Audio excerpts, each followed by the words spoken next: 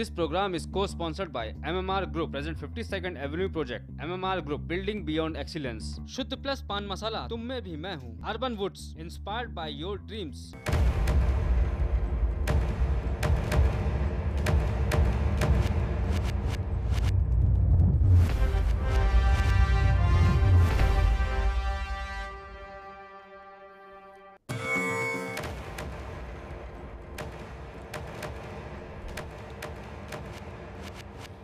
नमस्कार, बहुत बहुत स्वागत है आप सभी का द डिबेट में। मैं हूं ब्रजेश मिश्रा। द डिबेट में आज बात करेंगे छोटी बहू पर अखिलेश राज में हुई बड़ी मेहरबानी की। मुलायम सिंह यादव की छोटी बहू अपर्णा यादव और उनके पति प्रतीक यादव अघोषित रूप से एक एनजीओ चलाते हैं, जीव आश्रय। नगर निगम की 50 एकड़ से ज़्यादा ज़मीन पर लखनऊ में ये गौशाला चल रही है।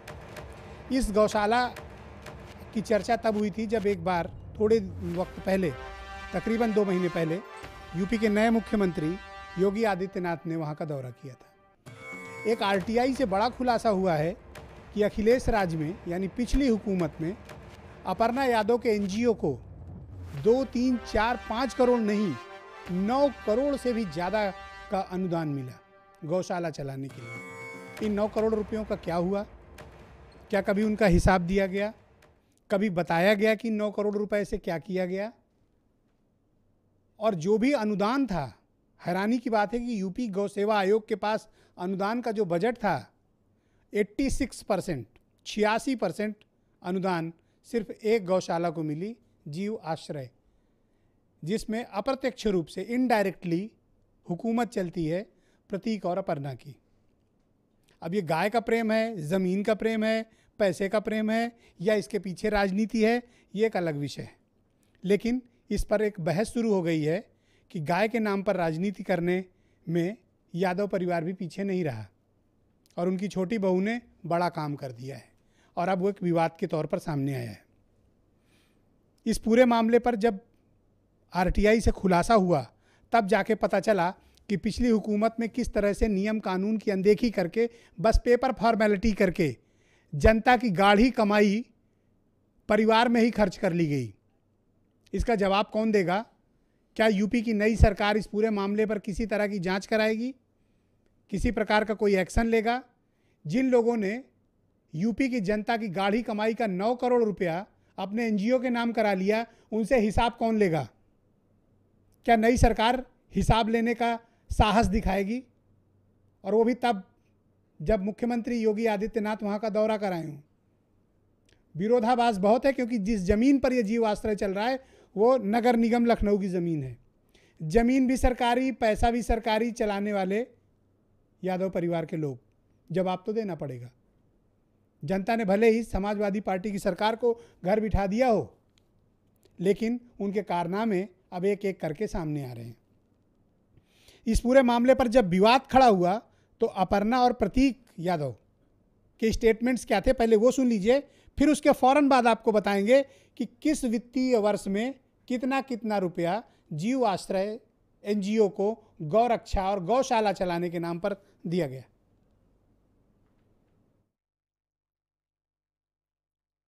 उस संस्था ने अगर काम किया है तो जाहिर सी बात है कि उसको पैसा मिलना कोई उसमें गुनाह की बात नहीं है। अगर जानवर वहां लाए जाएंगे तो उनका चारा और जो उनका खाना पीना है, रहन सहन है, दवाई है, ये सब करने के लिए भाई एक अकेले इंडिविजुअल की रिस्पॉन्सिबिलिटी पे हम उन हजारों जानवरों को नहीं छोड़ सकते हैं। और देखिए, एक ही संस्था को मिल रहा है ये इसलिए क्योंकि यही संस्था सबसे ज्यादा काम कर रही थी। ये आरटीआई टेररिज्म ना फैलाएं, ये गलत बात है। पूरे तथ्यों को जांचे, पूरे तथ्यों को जान करके, विचार करके उस पे फिर जो है आप अपनी टिप्पणी करिए, आपको पूरा हक है। और जैसे आपने हमारे नाम के साथ, मेरे नाम के साथ, मेरे पति के नाम के साथ, मैं बहुत ही सरल परिवार से आई हूँ और मैं बहुत ही सभ्य घराने से हूँ। इस प्रकार का कीचड़ उछालने वाला जो काम किया है, जो पत्थर इन्होंने मेरे चरित्र पे मारे हैं, मैं उन्हीं पत्थरों की सीढ़ी बनाकर इनको मुंह तोड़ जवाब दूंगी। कि हमारा पूरा परिवार एक संस्था जो कि गाय के लिए काम कर रही थी, पशुओं के लिए काम कर रही थी, उसको सपोर्ट करते हैं। और हमारा मानना यह है कि कोई भी अच्छा काम हो, चाहे वो पशुओं के प्रति हो, चाहे वो बच्चों के प्रति हो, चाहे वो महिलाओं के प्रति हो, चाहे वो सफाई के प्रति हो, देश के लिए यदि कोई भी अच्छा काम हो, प्रदेश के लिए, शहर के लिए कोई भी अच्छा काम हो, तो हम लोग को उसके अंदर आगे बढ़ के काम करना चाहिए। हम समर्थक हैं जीवाश्रय के, हमारी तरफ से कोई पैसा नहीं गया है, और पैसे की जो भी उसके अंदर एड्स मिली हैं वहां के जानवरों के लिए, उसमें मेरा कोई रोल नहीं है। ये संस्था ऐसे ही काम नहीं करती हवा में। ये जितने भी लोग एसोसिएटेड होते हैं डिपार्टमेंट से, सबको बुला के इनवाइट करके ले जाते हैं, वहां पे दिखाते हैं। हम सबको, मुझे भी कान्हा ओपन के लोगों ने मुझे बुलाया। जब 2012 में ये शुरू हुआ तो उन्होंने मुझे बुलाया, मैं गया, अपर्णा के साथ गया, नेताजी को लेके गया, अखिलेश भैया को लेके गया। हम सब ने जाके देखा वहां पे, और जिस तरह से काम करने की उनकी प्रक्रिया हमने देखी, हमने उसको सराहा, और हमने कहा कि हम एज अ फैमिली हम इसको सपोर्ट करेंगे।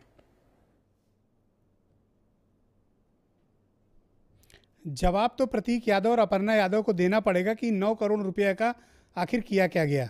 जनता की गाढ़ी कमाई का पैसा, और जवाब बनता है, और वो भी तब जब घर की सरकार हो और पैसा घर की संस्था को बांट लिया जाए तो सवाल बनते हैं।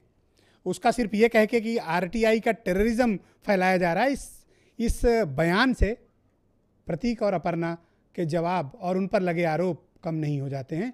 उनको जवाब तो इस मसले पर देना पड़ेगा, और यूपी सरकार को भी ये पता कराना चाहिए कि 9 करोड़ रुपयों का आखिर हुआ क्या, और इसके अलावा भी कोई अनुदान इस तरह की संस्थाओं को दिया गया है, इस संस्था को दिया गया है, ये भी एक जांच का विषय है। तो एक बड़ी डिबेट को शुरू करेंगे, लेकिन आइए आपको बता देते हैं किस वित्तीय वर्ष में, नूतन ठाकुर भी मेरे साथ आज मौजूद हैं, उनको इनसे भी बात करेंगे, किस वित्तीय वर्ष में कितने पैसे और कितना फंड इस एनजीओ को मिला। 2012-13 में 90 लाख और फिर 40 लाख उसी वित्तीय वर्ष में उनको हासिल हुआ। संस्था का नाम है जीवाश्रय। 2013-14 में 50 लाख और उसके बाद फिर 75 लाख का एक और अनुदान इस संस्था को दिया गया। 2014-15 में 75 लाख और फिर इसी वित्तीय वर्ष में 71 लाख दिए गए। 15-16 में 75 लाख और फिर 75 लाख, यानी 3 किस्तों में पैसे जारी किए गए। 2015-16 में 41 लाख का एक और अनुदान दिया गया। 2016-17 में 1 करोड़ और उसके बाद 21 लाख के आसपास की रकम दी गई। 2017-18 जो अभी वित्तीय वर्ष चल रहा है उसमें पैसे नहीं मिले, नई हुकूमत में इनको पैसे मिले नहीं हैं। तो एक बड़ी डिबेट को आगे बढ़ाते हैं। मेरे साथ इस वक्त 6 महत्वपूर्ण मेहमान मौजूद हैं। समाजवादी पार्टी से संजीव मिश्रा मेरे साथ मौजूद हैं। सुरेश श्रीवास्तव उत्तर प्रदेश में भारतीय जनता पार्टी के सीनियर मोस्ट एमएलएज में से एक और पार्टी के सीनियर नेता हैं। अब मेरे साथ नूतन ठाकुर जी मौजूद हैं।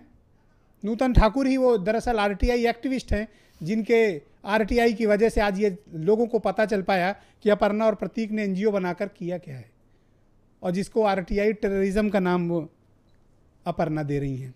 मेरे साथ हिलाल नकवी साहब मौजूद हैं, उत्तर प्रदेश में कांग्रेस कमेटी के प्रवक्ता हैं। और 2 महत्वपूर्ण मेहमान मेरे साथ बाहर से जुड़ रहे हैं। दिल्ली से बहुत ही वरिष्ठ पत्रकार, दिल्ली के प्रदीप सौरभ जी मेरे साथ इस डिबेट में शामिल हो रहे हैं दिल्ली से, दिल्ली स्टूडियो से। बहुत बहुत स्वागत है आपका। और मेरे साथ आरिफ महमूद, राष्ट्रीय लोकदल के उत्तर प्रदेश यूनिट के उपाध्यक्ष। बहुत स्वागत है आप लोगों का। धन्यवाद। कुछ और कर लेते, ये सब करने की क्या जरूरत पड़ गई थी? नहीं देखिए, अब आप लोग इसके पैसे भी नहीं छोड़े, मतलब कुछ तो शर्म बनती है। और मुझे लगता है पहले तो क्षमा याचना करिए आप लोग, माफ़ी मांगिए जनता से कि उस पैसे का दुरुपयोग क्यों हुआ, और ये क्यों नहीं पूछा जा रहा है कि ये हुआ क्या। आपकी सरकार और आपके फैमिली के लोग एनजीओ चला रहे हैं और 86% अनुदान ले लिया, थोड़ी शर्म करनी थी। देखिए ब्रजेश जी, आप वरिष्ठ पत्रकार हैं। आप जिस तरीके से अभी शुरुआत में ही ये बात कह रहे हैं, मुझे लगता है कि इसमें जांच हो जानी चाहिए। यस, मैं तो स्वागत करूंगा। हाँ, मैं भी सीबीआई, मैं निश्चित रूप से कहूँगा सीबीआई या उससे भी बड़ी कोई जांच एजेंसी हो, उससे जांच करा लीजिए। जब 50 एकड़ जैसे बड़े पैमाने पर जब अगर गौ सेवा हम कर रहे हैं, तो मैं तो साफ सरकार के पैसे से गौ सेवा नहीं, देखिए कैसे, देखिए कोई भी व्यक्तिगत तौर पर जब स्वयं सेवी संस्थाएं होती हैं तो ये सब काम चलते हैं, और बड़े पैमाने पर नैतिक रूप से ये ठीक है। मैं पैसे का उपयोग हुआ दुरुपयोग हुआ ये तो बात का विषय है, ये तो यूपी सरकार देखना पड़ेगा, जांच कराती है नहीं, लेकिन ये नैतिक तौर पर ठीक लगता है। देखिए ब्रजेश जी, आपके घर के मुख्यमंत्री, आपकी सरकार जो चाहिए उतने पैसे ले आइए, बस यहीं पर ये इस बात पे प्रश्न चिन्ह लग रहा है। वरना नूतन ठाकुर जी अगर अपना गौ सेवा के नाम पर इससे बड़ा, अगर जैसे 50 एकड़ के बजाय 100 एकड़ का चला रही होती और इससे ज्यादा डिमांड करती, मुझे लगता है उस समय की सरकार वो भी पूरा करे। आपने किसी को नहीं दिया, सारा फंड इतने बड़े पैमाने पर कोई था नहीं। इतने बड़े पैमाने पर गौ सेवा कोई नहीं कर रहा था उस समय, या कोई आगे नहीं आ रहा था, इस वजह से ये काम हुआ। और गौ सेवा और दूध के मामले में मैं आज डंके की चोट पे आपके चैनल पे कह सकता हूं कि अखिलेश यादव जी की सरकार में जो बड़े पैमाने पे काम हुआ है, निश्चित रूप से आज वो सराहनीय है। और ये एक आध और भी मैं बात कहूंगा, तो इस पैसे का हिसाब क्यों नहीं दे रही है अपर्णा? बिल्कुल आप हिसाब दीजिए मांगा ना। जाए। आप सिर्फ ये कह देना कि ये आरटीआई टेररिज्म है। अरे आप सामने आइए, सारे बैलेंस शीट दीजिए कि हमने ये पैसे मिले, ऐसे खर्च किए, आप सामने रखिए उसको। देखिए तरीका, और ये आपके घर के पैसे नहीं है जी बिल्कुल ठीक है, ये जनता के पैसे हैं और जनता के एक एक पाई का हिसाब मांगना हम सबका दायित्व है। देखिए स्वयंसेवी संस्थाएं हर साल हिसाब दीजिए, मैं तो एक ही बात कह रहा हूं। सालाना अपना हिसाब किताब देती हैं और मैं समझता हूं कि अगर निश्चित रूप से मांगा जाएगा तो वो भी सारा कम आउट विद बैलेंस शीट ना, किसने आपको रोका? तो ये बात तो अपर्णा जी से अगर आप पूछते, मुझे वो लगता कह रही है है कि वो टेररिज्म है और वो उसका ईंट का जवाब क्या वो बिल्ट करके देंगी, पत्थर उत्तर उठाएंगी, पता नहीं क्या क्या कह दिया। मांगा नहीं ना, मांगते तो वो भी मिलता। और ये तो सारी चीजें होती है, प्रॉपर चैनल है, नहीं, मैं तो अप्रिशिएट करता कि अगर आज वो पति पत्नी बैलेंस शीट के साथ सामने आते और ये बताते कि इस फंड का मिसयूज नहीं हुआ। मुझे लगता है कि अगर आपने उनको बुलाया हो तो निश्चित रूप से मैं तो बहुत प्रयास किया कि उनसे बात हो जाए, लेकिन वो लोग तो मीडिया को फेस करने को तैयार नहीं है, एजेंसी को बयान देकर हट लिए हैं। और मैं तो वेलकम करता हूं कि वो लाकर बैलेंस शीट दें, किस मद में क्या खर्च हुआ है, मुझे लगता है कि आपकी बात वहां तक पहुंच रही है। हाँ। और निश्चित रूप से वो मैं तो अप्रिशिएट करूंगा, आप हिसाब दीजिए इस चीज को। हमारे पैसे हैं भाई, जनता के पैसे हैं। नहीं बिल्कुल। ऑलराइट सुरेश जी, सरकार आपकी है, सामने सामने खुल्लम खुल्ला क्या हो रहा है, अब जांच कराने में कौन सा परहेज है आपको? जांच कराने में परहेज की देखिए पूरे पैसे ले लिए। मैं बता रहा हूं, जांच कराने में परहेज की बात कहां से आ गई? सारे घोटालों की जांच हो रही है। ये तो धर्म के नाम पर इतना बड़ा घोटाला है, इसकी जांच तो अवश्य ही होगी। ब्रजेश जी, तो मुख्यमंत्री जी क्यों विजिट करने गए वहां पे? वो भी इन दोनों के साथ गए थे, प्रतीक और अपर्णा के साथ। देखिए, ये माना जा रहा है कि इस तरह का आपका पब्लिक अपीयरेंस जांच प्रभावित कर देता है। नहीं, और दूसरी चीज, मुझे आप इंश्योर तो करो, बताओ तो कि इसकी जांच कराओगे। मैं बता रहा हूं, मैं आपको, हम लोग हमेशा से गौ हत्या का, गौवंश की हत्या का विरोध करते रहे। और भारतीय जनसंघ के जमाने से, जब कांग्रेस शासन में हुआ करती थी, उस समय भी हम कहते थे कि गौ हमारी माता है। देश धर्म का नाता, केवल धर्म का नाता नहीं है, देश और धर्म इस दोनों का नाता है। और कांग्रेस पर ये आरोप लगाते थे कि कटती गौ में। आप मुझे उलझाइए मत, मेरा बड़ा स्पेसिफिक सवाल है, आप पता नहीं कहां चले गए। मैं तो ये कह रहा हूं कि इस पर्टिकुलर मामले पर मैं आपकी प्रतिक्रिया जानना है, आप उसको घुमा रहे हैं। नहीं, मैं घुमा नहीं रहा हूं। गाय धर्म हमारी माता, हमने ये पूछा ही नहीं। ये जो पैसे खुले आम बंदर बाट हुई, आपकी सरकार, आपका घर, आपका एनजीओ, आप नगर निगम की जमीन, आपने मुख्यमंत्री जी की चर्चा की, इसलिए मुझे ये बात कहनी पड़ी कि जिनके ज़माने में गौवध पर पूर्ण प्रतिबंध नहीं लगा, जिनके ज़माने में गौ हत्या होती रही, जिनके ज़माने में तमाम घोटाले होते रहे, और अगर मुख्यमंत्री जी गौ प्रेम के नाते वहाँ पर चले गए तो इसमें हर्ज क्या है? निश्चित रूप से इस घोटाले की जांच होगी। आप बिल्कुल बेफिक्र रहिए, कोई बच नहीं पाएगा। चाहे वहाँ एक चारा घोटाला बिहार में हुआ था, मामले में क्या होगा मुझे ये बताओ आप। जांच होगी, मेरा इंटरेस्ट इस मामले में, इसी में है, जांच होगी। आप निश्चित रहिए, एक दो दिन में बयान आ जाएगा, जांच होगी, कोई बच नहीं सकता, कोई बच हु से और में भी हिसाब देना पड़ेगा, हिसाब देना पड़ेगा। और अगर हिसाब में फंसे तो फिर कटघरे में भी जाना पड़ेगा। धमका रहे हैं हम धमका नहीं रहे हैं, हम बात वही कह रहे हैं कि जो बात सत्य है और इसी बात को सबको स्वीकार करना चाहिए। अगर दोषी कोई है, अपराधी कोई है, तो उसको उसकी सजा मिलनी ही चाहिए। ऑलराइट, मेरे साथ नूतन ठाकुर जी मौजूद हैं, आरटीआई एक्टिविस्ट हैं और काफ़ी सक्रिय रहती हैं सामाजिक मामलों में। विशेष तौर पर मैंने आज उनको स्टूडियो में आमंत्रित किया है क्योंकि ये आरटीआई नूतन नहीं लगाई थी। नूतन, स्वागत है आपका। ये पूरा मामला क्या है, आपको कब पता चला कि इसमें गड़बड़ी है, और आपने किस तरह की इंफॉर्मेशन कलेक्ट की, थोड़ा दर्शकों को ब्रीफ करिए। सर देखिए, जब मैंने इस कान्हा उपवन के बारे में आरटीआई मांगी थी, आरटीआई मांगने का समय वो था जब मुख्यमंत्री जी वहाँ विजिट करने गए थे और अपर्णा यादव जी ने कहा था कि वो भी गौ सेवा में इंटरेस्ट रखती हैं और उनकी संस्था गौ सेवा कर रही है, वहाँ वो दिखाने ले गई थी। उसके बाद मैं भी कान्हा उपवन गई थी, मुझे देख के अच्छा लगा था। वहाँ काफ़ी सारे जो बीमार गाय मैं कहूँगी वो थे। उसके बाद मैंने जब वहाँ के संचालक से पूछा कि इस पे तो काफ़ी खर्च आता होगा, कहाँ से होता है, उन्होंने बताया कि सरकार से तो बहुत कम पैसे मिलते हैं, हम लोग अपने स्तर से फंड कलेक्ट करते हैं और काम करते हैं। तब मुझे आया कि जब इतने बड़े पैमाने पे ये काम हो रहा है तो खर्च कैसे चलता है। मैंने आरटीआई मांगी कान्हा उपवन की, और उस पर जो मुझे आश्चर्य लगा, मैंने गौसेवा आयोग से आरटीआई मांगी थी, पशुपालन निदेशालय से भी मांगी और शासन से भी सूचना मांगी।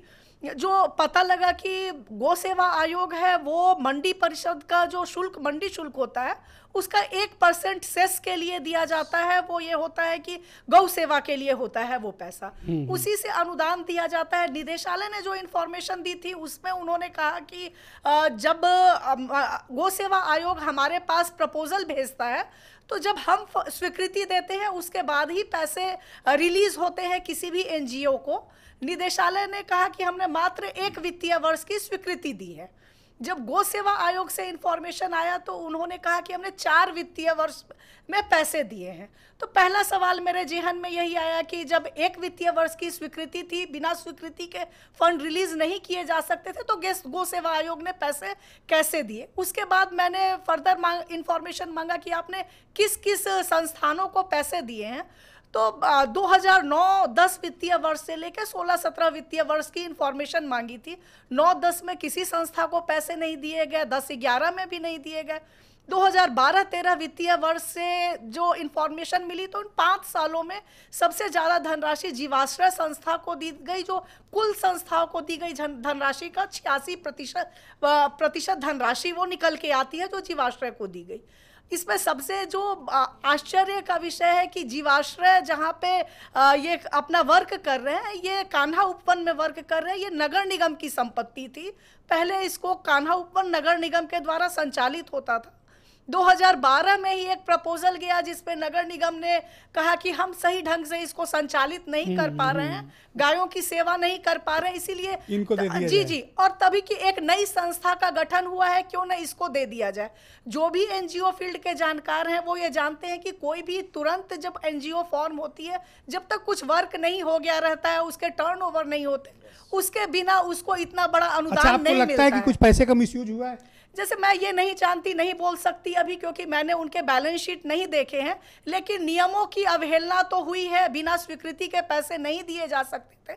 दूसरी कोई संस्था तुरंत गठित हुई हो तो मेरी जानकारी के अनुसार शासन या गौ सेवा आयोग भी तत्काल इतने पैसे किसी नई संस्था को नहीं दे सकता। कुछ वित्तीय नियम भी होते हैं। जी, वित्तीय नियम, फाइनेंशियल हैंडबुक भी होती है जिसका आपको पालन करना होता है। हिलाल नकवी साहब मेरे साथ मौजूद हैं, उत्तर प्रदेश में कांग्रेस कमेटी के प्रवक्ता हैं। यूपी को ये साथ पसंद है कि बड़े पैरोकार हैं, किस किस तरह के लोगों का साथ करते हैं? देखिए, एक बात बड़ी स्पष्ट है कि देखिए घर में ये एनजीओ बना लिया, पैसे भी ले लिए जी। आप सवाल कोई पूछे तो कहते हैं आप टेररिज्म कर रहे हैं। नूतन जी ने जो अभी पूरे फैक्ट्स बताए हैं, उन फैक्ट्स की नज़रों से अगर देखा जाए तो निश्चित रूप से वहां पर कहीं ना कहीं कुछ गड़बड़ी स्पष्ट नजर आ रही है। लेकिन इसके 2 और आयाम भी हैं। पहला और बड़ा ये है कि 2017-18 को किसको दिया गया है। 1 करोड़ 5 लाख रुपए में से 63 लाख रुपए ललितपुर की एक गौ संस्था है, उसको सारे के सारे दे दिए गए।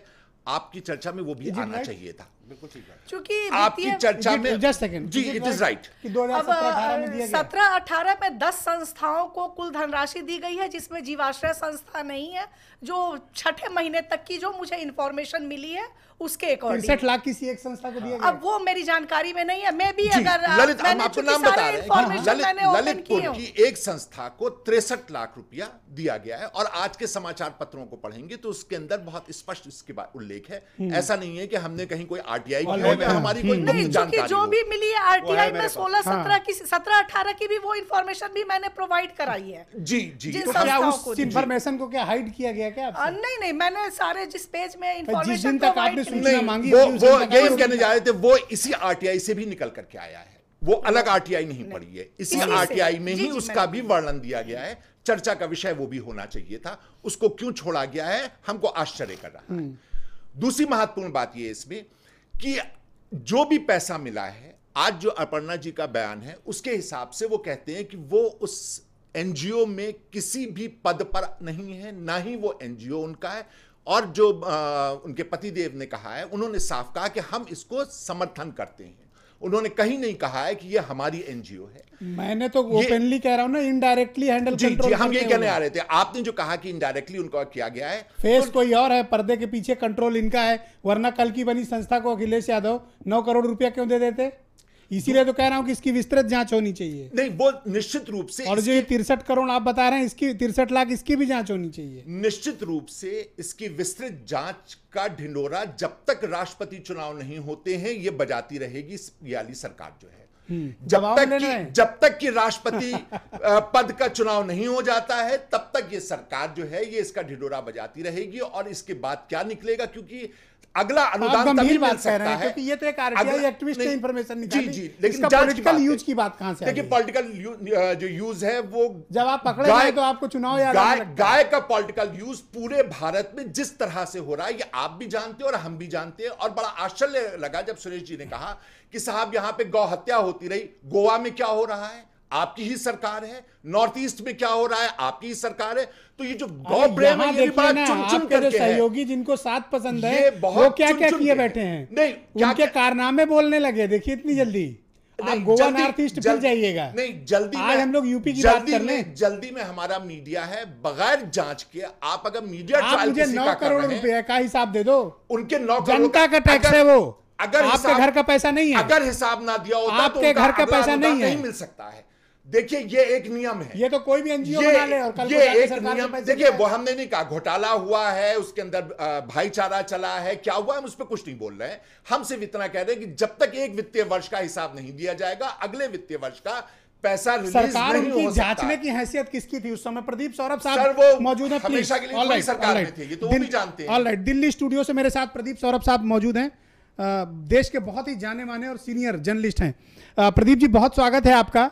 ये जिस तरह का प्रकरण सामने आया है अपर्णा और प्रतीक के एनजीओ का, करोड़ों रुपया अखिलेश यादव की सरकार में इस नई नवेली संस्था को गौशाला चलाने के नाम पर दे दिया गया, और जितना भी विभाग के पास अनुदान था उसका 86% सिर्फ एक संस्था को दे दिया, और उस संस्था ने अभी भी अपनी बैलेंस शीट और खर्चे का कोई हिसाब नहीं दिया। देखिए विजय जी, इसमें 2-3 बातें मुझे समझ आ रही हैं कि एक तो किसी भी नवगठित एनजीओ को तत्काल इतना बड़ा अनुदान मिलता नहीं है। ये कहावत है हमारे उत्तर प्रदेश में कि अंधा बाटे रेवड़ी खुद ले जाए, तो ये कहावत यहाँ पर पूरी तरह से चरितार्थ होती दिखती है। दूसरा, ये गायों के रक्षा और उनकी देखभाल की नहीं, इसके पीछे जो मुझे बू आती, चूंकि ये नगर निगम की जमीन है, इतनी बड़ी जमीन, ये इसमें कब्जे की एनजीओ के माध्यम से कोशिश मुझे होती इसमें दिख रही थी। चूंकि सरकार बदल गई और सारी चीजें आ गई, और जब आप कोई भी सरकार किसी को भी अनुदान देती है तो उसको क्या कहते हैं कि हर साल क्वार्टरली एक बैलेंस शीट बनानी पड़ती है, सीए से ऑडिट कराना पड़ता है, और अब तक कोई ऑडिट सामने नहीं आया है। ये कहे कि आप बच नहीं सकते कि ये आरटीआई टेररिज्म है। आप जब सरकार से पैसा लेते हैं, कोई भी संस्था ले, इवन आप देखिए कोई व्यापारी भी लोन लेता है बैंक से या सरकारी बैंक से, उसको हर साल अपना हिसाब किताब देना पड़ता है, यहां तक कि मंथली मॉनिटरिंग रिपोर्ट भी देनी पड़ती है। दूसरी बात, इसके अंदर मुझे एक बात यह भी समझ आती है कि योगी जी उस पूरे वन को देखने गए, और एक प्रतीकात्मक रूप से कि हम जो गाय को लेकर उत्तर प्रदेश में जिस तरह से हो रहा है, ऐसा लग रहा है कि इंसानों से ज्यादा महत्वपूर्ण गाय हो गई है। यहाँ पर कितनी जीव हत्याएं हो रही हैं, और प्रधानमंत्री ने भी कहा है कि गाय के नाम पर जीवों की हत्या नहीं होनी चाहिए। प्रदीप साहब, मुझे थोड़ी हैरानी हो रही है, घर के मुख्यमंत्री, घर की संस्था, सरकारी जमीन और करोड़ों रुपए का आपने अनुदान दे दिया, और उस पर से भी तुर रही है कि साहब आप पूछिए मत हमसे कि हमने इस पैसे का क्या किया। अगर हमने पूछा तो वो आतंकवाद कहा जाएगा। ये किस तरह की पॉलिटिक्स है? नहीं, निश्चित कोई मॉरलिटी रह गई है क्या? प्रश्न ये है, ये तो जो देखिए ये पूरी पॉलिटिक्स अगर आप अतीत से देखें, कि अगर पूरे इस परिवार के उदय को देखें, डॉक्टर राम मनोहर लोहिया के जमाने से देखिए, मुलायम सिंह का जो पूरा बैलेंस शीट अगर शुरुआती देखें और अब तक आते आते उस परिवार में क्या हुआ है, ये एक अलग विषय है। लेकिन इसमें जो मुझे दिख रहा है कि जब ये मामला आरटीआई के जरिए चारों तरफ आ रहा है, मीडिया में भी आ गया, अखबारों में आ गया, अभी तक इस सरकार के प्रवक्ता ने या सरकार ने कोई हस्तक्षेप नहीं किया है और कोई वायदा नहीं किया है। अभी विधायक आपके साथ इस चर्चा में बैठे हैं वरिष्ठ विधायक, उन्होंने कहा कि होगा, तो सवाल है कि कब होगा, आप इस जांच को कब कर रहे हैं? और ये बहुत सही होता है कि ऑफिशियल अनाउंसमेंट नहीं हुआ है कि इस मामले की सरकार जांच जी जी, I am talking about the official announcement Brajesh ji. लेकिन प्रश्न यही उठ रहा है बार बार कि आखिर चूंकि वो गए, जब कोई मुख्यमंत्री कहीं चला जाता है तो मशीनरी जो होती है, जो ब्यूरोक्रेसी होती है, सरेंडर कर जाती है, हाथ पैर फुला लेती है। तो मेरा ये कहना है कि सरकारी प्रवक्ता की तरफ से, चूंकि हर विषय पे, चाहे सहारनपुर का एसपीडीएम को मुख्यमंत्री मूर्ख कह देते हैं, अपने सांसद जो कि 144 तोड़ के जुलूस निकाल ले उनके पक्ष में खड़े हो जाते हैं, भाजपा के नेता का चालान कटने पर क्या कहते हैं कि सीओ का तबादला हो जाता है, डीएम के तबादले हो जाते हैं। आप छोटी छोटी चीजों में हस्तक्षेप कर रहे हैं। इतना बड़ा मुद्दा आज मीडिया के अंदर है, ये सरकार सामने क्यों नहीं आ रही? मेरे साथ आरिफ महमूद जुड़े हुए हैं लखनऊ स्टूडियो से। आरिफ महमूद राष्ट्रीय लोकदल के उत्तर प्रदेश यूनिट के प्रदेश उपाध्यक्ष हैं। आरिफ जी, स्वागत है आपका। जिस तरह से आपने देखा कि 86% अनुदान 9 करोड़ से ज्यादा घर में ही बट गया, और सवाल पूछिए तो कहा जाता है कि आप आतंकवाद फैला रहे हैं। देखिए ब्रजेश भाई, ये समाजवादी पार्टी का एक चरित्र रहा है, और जिस दिन गौशाला में अपर्णा यादव जी मुख्यमंत्री जी को लेकर के गई थी, ये उसी दिन कुछ न कुछ ये दर्शाता था कि इस गौशाला में कहीं ना कहीं ये घोटाला है। ये उसी दिन से पता चल गया था कि ये सारी चीज़ें भारतीय जनता पार्टी को अपनाने में लग गई और लेकर के गौशाला पहुंच गई, इसलिए कि मुख्यमंत्री जी ये खुद गौशाला अपने यहाँ चला रहे थे। योगी जी की भर भर के तारीफ। जी जी, ये उस वक्त तो ये दोनों इनके हस्बैंड भी कर रहे थे और ये भी तारीफ कर रहे थे। तो देखिए, ये ना तो कोई हिसाब देंगे। आज अगर ये मीडिया के सामने आई थी तो आपका कहना बिल्कुल सही है कि ये बैलेंस शीट को लेकर के बैठना चाहिए और जनता के सामने रख देना चाहिए कि ये मैंने हिसाब दिया तब मुझे दूसरा अनुदान मिला। चलिए, ये इन्होंने नहीं किया तो हमारे साथी संजू मिश्रा जी जब यहाँ पर आए तो इन्हें एक बैलेंस शीट लेकर के चले आना चाहिए था। कितने बड़े चैनल पे डिबेट बैठ रहे हैं, हम जनता के सामने इस चीज को हम रख दें। अब रहा सवाल, मालूम था कि आप इतने बड़े ज्योतिषी हैं कि जिस दिन मुख्यमंत्री जी गए थे उसी दिन आपको पता चल गया कि बहुत बड़ा घोटाला हो गया। अरे भैया देखो, सामने तो आ गया, आप क्यों चले गए थे? कहाँ सामने आ गया? ज्योतिषी हम हो या ना हो, कहाँ सामने आ गया? बताइए कहाँ सामने आ गया? आप देखिए, अभी तो शुरुआत भी नहीं हुई, अभी कोई जांच भी नहीं हुई, और ये राष्ट्रीय लोकदल वाले मुझे लगता है समाजवादी पार्टी के लोग ज्यादा जल्दी कौन सा घोटाला करके ये बैठे हुए हैं। ये तो 3 महीने जो सरकार चल रही है वो भी यही करेगी। उनको फर्स्ट राउंड में अपनी बात बोल रहा था तो आप सुनिए, आप बोल रहे थे, मैं चुप था, और अगर आप बोलेंगे तो फिर मैं आपको भी नहीं बोलने दूंगा। हमारी बात तो पूरी नहीं, इस तरह की ये वाली कोई बात आप कहेंगे तो मैं भी नहीं बोलने दूंगा। नहीं, हमारी बात प्लीज शांत। हाँ, यस, हमारी बात Arif Mahmood please go ahead. जी, तो ये समाजवादी पार्टी का जो घोटाला आज सामने आया है, ये अगर आरटीआई से एक विधायक की पार्टी हो, आपको धमकी बनती नहीं, वैसे फिर भी बोलिए आप। नहीं, धमकी की बात नहीं है, हम तो सड़कों पर उतर जाएंगे साहब, विधायक हो या ना हो। और 11 तारीख को आप देखिए, मैं सड़कों में उतर रहा हूँ इन्हीं सब चीजों को लेकर। 4 कार्यकर्ता तो जुटेंगे नहीं, कहाँ अरे प्रदर्शन कर लेंगे?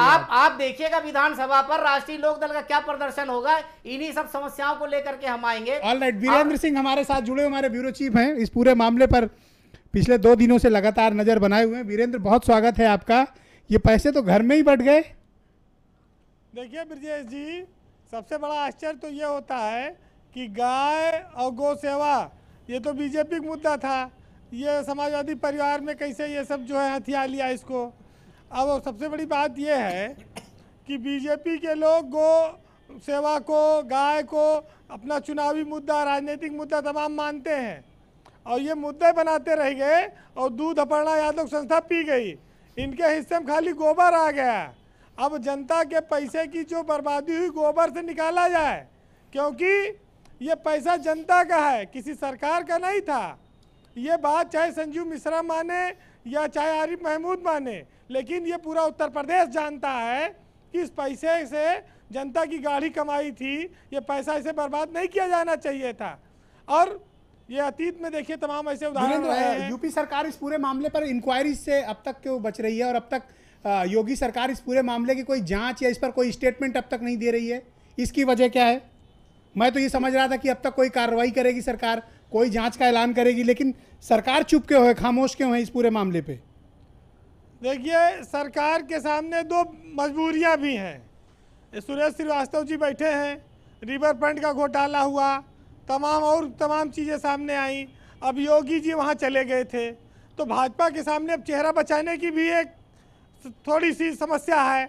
दूसरी है कि राष्ट्रपति चुनाव मोड भी लेना है, तो दोनों ओर से कुछ ना कुछ चीज़ें ऐसी चलती रहनी चाहिए जो लगे कि सरकार थोड़ी सख्त है भ्रष्टाचार के मुद्दे पर, लेकिन कार्रवाई कुछ नहीं। एक सवाल और है वीरेंद्र आपसे कि आज मैंने ये उम्मीद की थी कि जब मीडिया के सामने अपर्णा और प्रतीक आए थे तो हिसाब लेकर आना चाहिए ना, हिसाब तो दिया नहीं।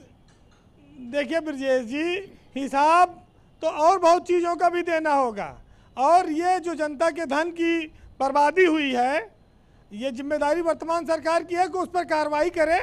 अपर्णा और उनका जो बयान है वो नैतिकता के आधार पर, वो अगर ये बात सही है कि उनको अपनी बैलेंस शीट दिखानी चाहिए थी। नहीं, आप बताइए कि आपने पैसे कहाँ खर्च किए। 9 करोड़ कोई मामूली रकम नहीं है, कोई छोटी रकम नहीं होती है, इसका हिसाब आपको आके देना चाहिए। अच्छा, जो हिसाब नहीं दे रहा है तो जो ये बैठे हैं, ना गुंडा राज ना भ्रष्टाचार, ये काहे नहीं कार्रवाई करते? मुझे हैरानी है कि यूपी सरकार इस पर कोई जांच क्यों नहीं बिठा रही, हैरानी है इस पे जी। ऑल राइट वीरेंद्र, बहुत बहुत शुक्रिया आपका हमारे साथ अपने इनपुट्स के लिए। द डिबेट में वक्त अभी एक ब्रेक का है, ब्रेक के फौरन बाद लौटेंगे।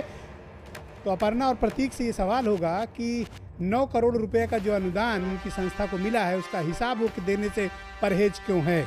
छोटा सा ब्रेक, फौरन लौटते हैं।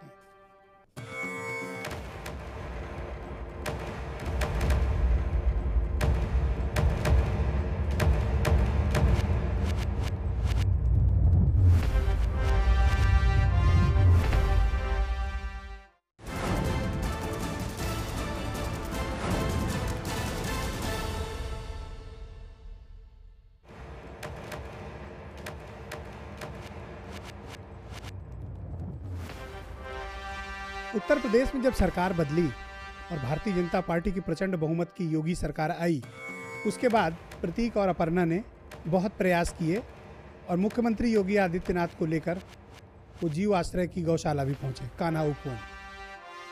माना यह जा रहा है कि वो अनुदान कंटिन्यू रहे और पुराने अनुदान को जस्टिफाई किया जा सके, इसलिए नए चीफ मिनिस्टर को ये दिखाना ज़रूरी है कि वहाँ हम कर क्या रहे हैं।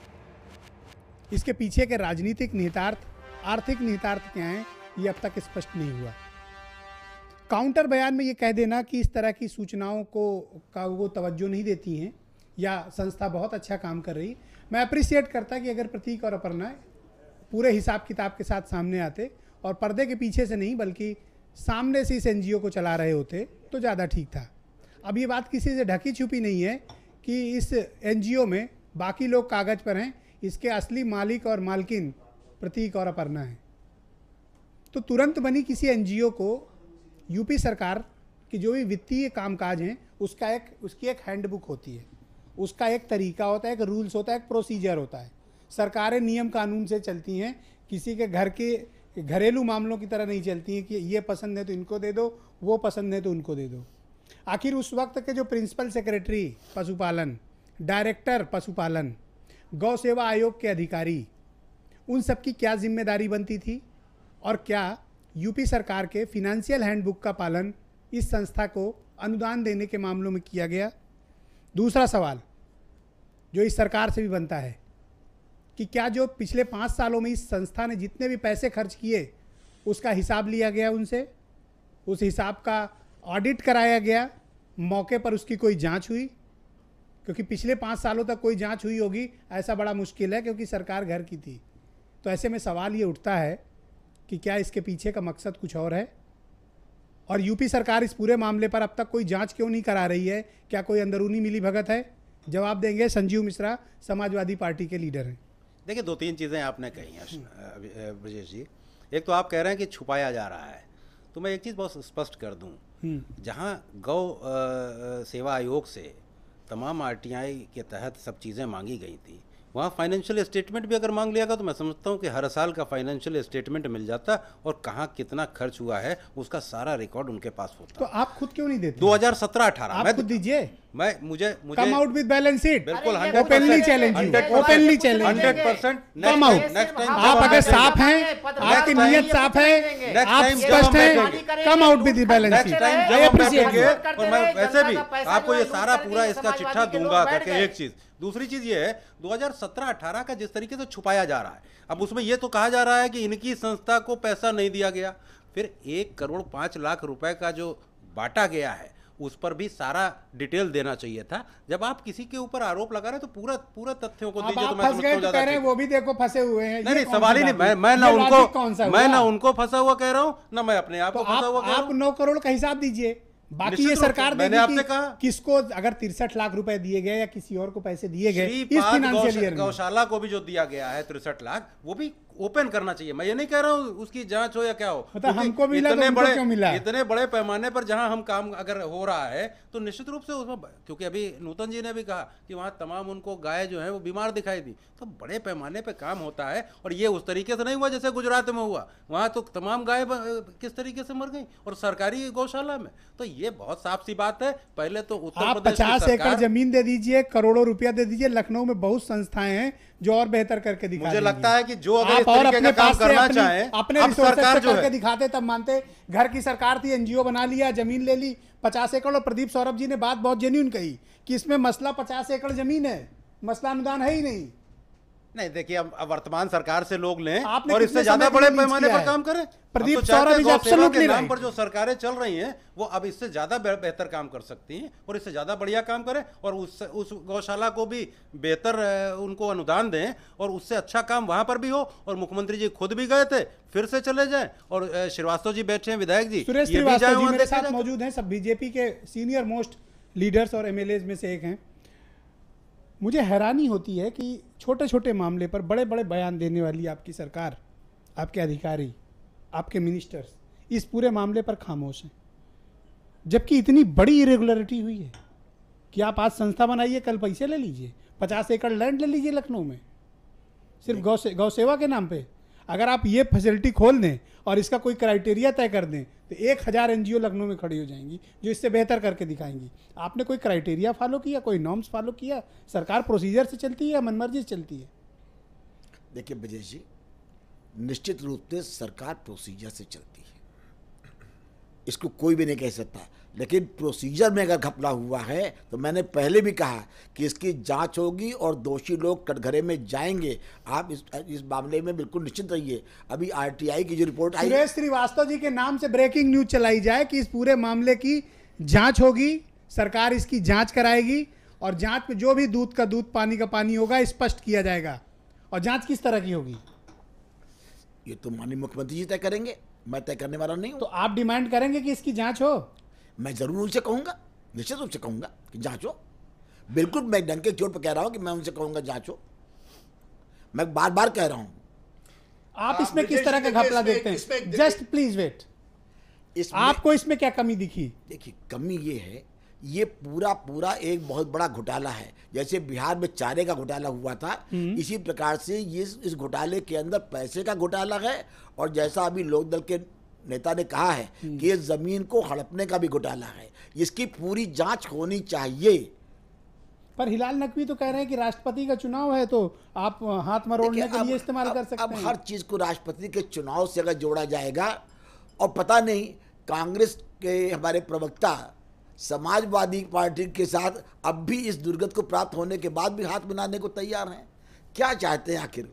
अरे विधायक, कौन सा दिन देखना चाहते हैं? देखिए इसमें ब्रजेश भाई, हमारे विधायक जी से हमारा एक सवाल है। फिर आप ही के पास आता हूं। इस बहस को बहुत सिस्टमैटिक, बहुत सिस्टमैटिक। अगले राउंड में 30 सेकंड काट लूंगा। बिल्कुल काट लीजिए। Yes please. सर, हमारा एक सवाल है, किसी भी संस्थान में किसी भी जगह जाने से पहले कोई भी मुख्यमंत्री अगर जा रहा है तो वहां पर एक सरसरी तौर पे ये देखा जाता है कि यहां किसी तरह का कोई भ्रष्टाचार तो नहीं है, कोई अनियमितता तो नहीं है, या कोई गैर कानूनी काम तो नहीं हो रहा है। पूछकर थोड़ी आएंगे मुख्यमंत्री? नहीं, हमसे नहीं पूछेंगे, लेकिन उनके पास ये रिपोर्ट जाती है और जब तक उन्होंने ये रिपोर्ट नहीं मंगाई तो क्या कोई भी उनको बुला लेगा और वो चले जाएंगे? ये एक प्रोसीजर है। आप इसके बारे में, सुरेश जी बहुत पुराने हैं, किसी और मुख्यमंत्री जी वहां पर क्यों गए थे? प्लीज नूतन जी, बहुत कैटेगरिकली और बहुत स्पष्ट भाषा में आपने भी सुना होगा, अपर्णा ने आपके ऊपर आरोप लगाया कि आप आरटीआई टेररिज्म फैला रही और आपको वो मुंह तोड़ जवाब देंगी। जो पत्थर आपने फेंके हैं उस पत्थर से वो कुछ सीढ़ी वगैरह बनाएंगी और आपको बहुत मुंह तोड़ जवाब मिलेगा, और आप आरटीआई के नाम पर टेररिज्म फैलाती हैं। से देखिए, मैं अपना काम कर रही हूँ ठीक उसी तरह जिस तरीके से अपर्णा यादव जी अपना काम कर रही हैं। मैं पारदर्शिता के क्षेत्र में काम करती हूँ और जहाँ मुझे लगता है कि कहीं गड़बड़ी की संभावना होती है या रूल्स डेविएट हुए हों तो मैं आरटीआई मांगती हूँ। जो चीज़ें आती हैं वो सामने रखती हूँ, पब्लिक के, मीडिया के सामने रखती हूँ कि मीडिया भी उन चीज़ों से अवेयर हो कि अगर पब्लिक मनी इतना हम टैक्स दे रहे हैं तो वो कैसे जा रहा है, क्यों खर्च हो रहा है।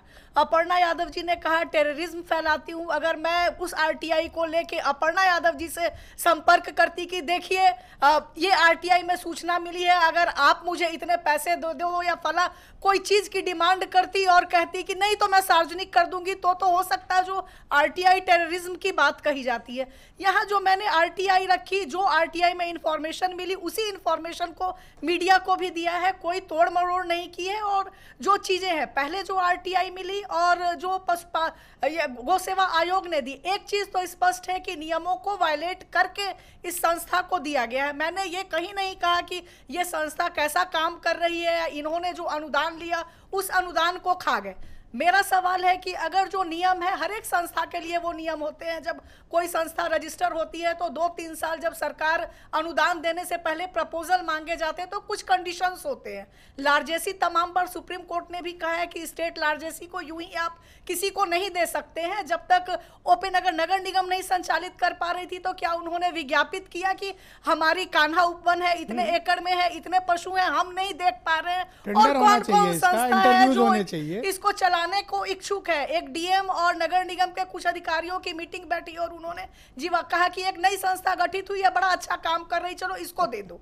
तो इस तरीके से सरकारी संसाधन नहीं दिए जाते हैं। कई बार सुप्रीम कोर्ट ने भी स्पष्ट किया है। उसके बाद भी अगर अपर्णा यादव जी को लगता है कि ये आरटीआई टेररिज्म है तो ये उनकी सोच है, उस पर मैं कुछ फिलहाल नकवी साहब, सरकारें नियम कानून से चलती हैं या लोगों की अपनी मनमर्जी से? जिस तरह की अनियमितता जीव आश्रय को लेकर हुई है उसकी तो जांच होनी चाहिए ना।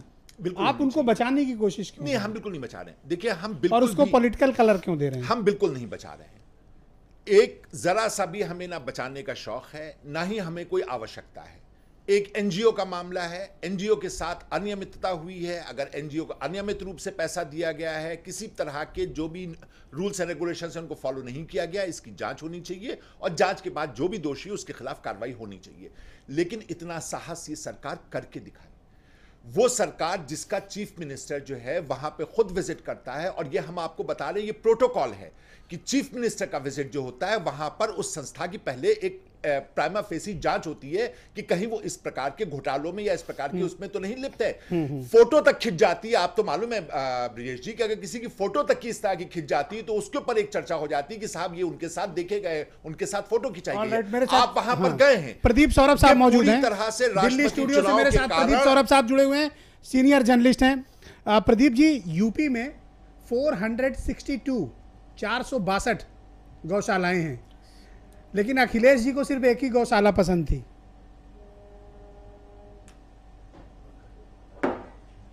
देखिए ब्रिजेश जी, इस जो तीनों आरटीआई है उसको देखने और समझने की जरूरत है कि मुझे इन आरटीआई में एक जो सबसे महत्वपूर्ण बात लग रही है कि ये नौकरशाही को इल्हाम हुआ कि भाई हम नहीं चला पा रहे हैं और एक ऐसी संस्था है, ये एक ऐसी संस्था अचानक इसका कैसे उदय हुआ, ये सबसे महत्वपूर्ण बात है कि ये इसका मतलब ही ये वेल प्लान्ड कॉन्स्पिरेसी है इस परिवार को जमीन देने की और अनुदान देने की। तो ये इसमें एक महत्वपूर्ण बात है। इसमें दूध का दूध और पानी का पानी एकदम साफ है कि ये जानबूझकर और पूरे सुनियोजित तरीके से, एक मैं षड्यंत्र शब्द का भी इस्तेमाल करता हूं इसके लिए, ये है।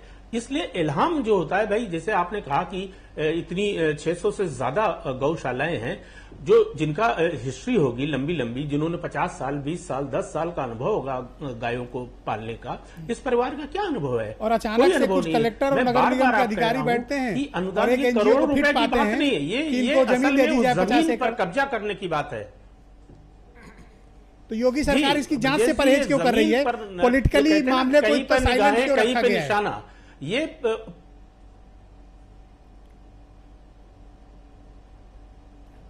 जी आपका सवाल नहीं सुन पाया। मेरा सवाल यह है कि योगी सरकार इस मामले की जांच कराने से परहेज क्यों कर रही है? सरकार इतनी साइलेंट क्यों है इतने बड़े मामले पर, जबकि कल से घमासान मचा हुआ है इस प्रकरण को लेकर? देखिए, मैं ब्रिजेश जी बहुत साफ मानता हूं इस प्रकरण से राष्ट्रपति चुनाव का कोई लेना देना नहीं है, और इतना बड़ा ये उस संदर्भ में इतना बड़ा प्रकरण नहीं है। इस परिवार पर बहुत सारी ऐसी चीजें, पूरी सीबीआई की तलवार लटक रही है, और यही यूपीए भी करती थी और यही बीजेपी भी कर रही है कि सीबीआई का दुरुपयोग करके दबाव बनाती रही है। ये मामला क्या दबाव बनाने भर के लिए पर्याप्त है? और जरूरत अगर बात प्रतीक और अपर्णा की आती तो अखिलेश मुझे नहीं लगता है ये एक,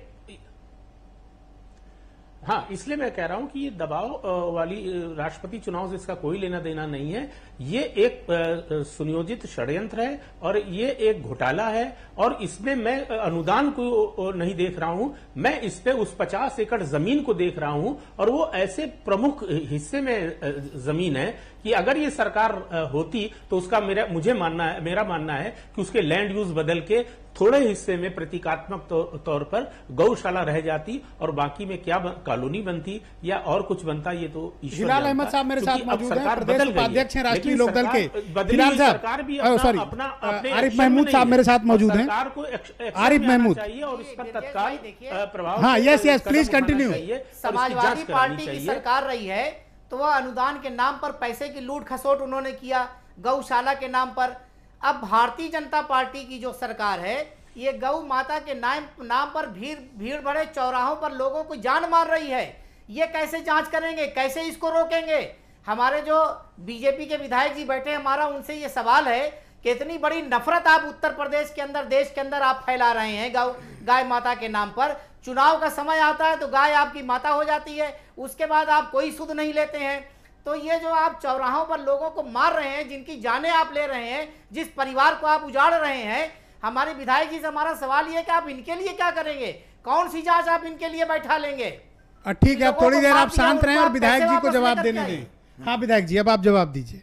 ब्रजेश जी, जो हमारे भाई अभी चर्चा कर रहे थे, राष्ट्रीय लोकदल के एक विधायक जीत कर, हाँ, राष्ट्रीय लोकदल के योगी जी ने और मोदी जी ने रोज अखबार में ये बात आ रही है, साफ साफ कहा है कि गौ हत्या के नाम पर जो ढोंगी लोग अगर गमछा और तिलक लगा करके सामने आएंगे तो उनको दंडित किया जाएगा।